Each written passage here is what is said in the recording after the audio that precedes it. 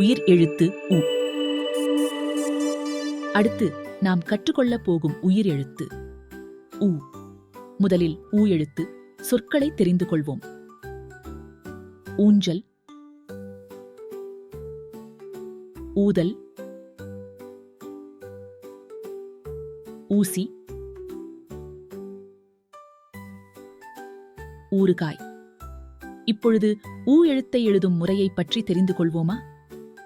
முதலில் ஒரு வட்டம் வரைந்து அதன் மேலிருந்து வலதுபுறம் கீழ் நோக்கி ஒரு வளைவை வரைய வேண்டும். பின்பு அந்த வளைவிலிருந்து இடதுபுறமாக மற்றுமொரு சிறு வளைவு வரைந்து அதை வலதுபுறமாக நீட்ட வேண்டும். அந்த கோட்டின் மேல் ஒரு சிறிய வட்டம் வரைந்து அதிலிருந்து கீழ் நோக்கி ஒரு கொக்கி வரைய வேண்டும். அந்த கொக்கியின் மேலிருந்து ஒரு படுக்கை கோட்டை வலதுபுறம் நோக்கி வரைய வேண்டும். பின் சிறிது முன் தள்ளி அந்த படுக்கை கோட்டிலிருந்து கீழ் நோக்கி ஒரு கீழ் நேர்கோடு வரைய வேண்டும். இதுதான் ஊ. மீண்டும் ஒரு முறை எழுதுவோமா? முதலில் ஒரு வட்டம் வரைந்து அதன் மேலிருந்து வலதுபுறம் கீழ் நோக்கி ஒரு வளைவை வரைய வேண்டும். பின்பு அந்த வளைவிலிருந்து இடதுபுறமாக மற்றுமொரு சிறு வளைவு வரைந்து அதை வலதுபுறமாக நீட்ட வேண்டும். அந்த கோட்டின் மேல் ஒரு சிறிய வட்டம் வரைந்து அதிலிருந்து கீழ் நோக்கி ஒரு கொக்கி வரைய வேண்டும்.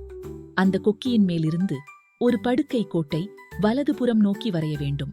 பின் சிறிது முன் தள்ளி அந்த படுக்கை கோட்டிலிருந்து கீழ் நோக்கி ஒரு கீழ் நேர்கோடு வரைய வேண்டும். இதுதான் ஊ. பயிற்சிகள். படத்திற்கான முதல் எழுத்தை வட்டமிடுக. ஊசி, ஊ.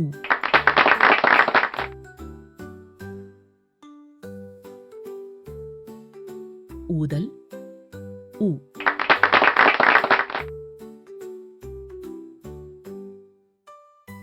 விடுபட்ட எழுத்தை எழுதுவோமா? ஊசி,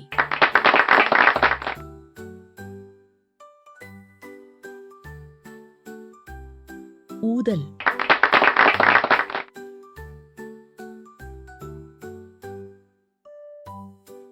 ஊஞ்சல்,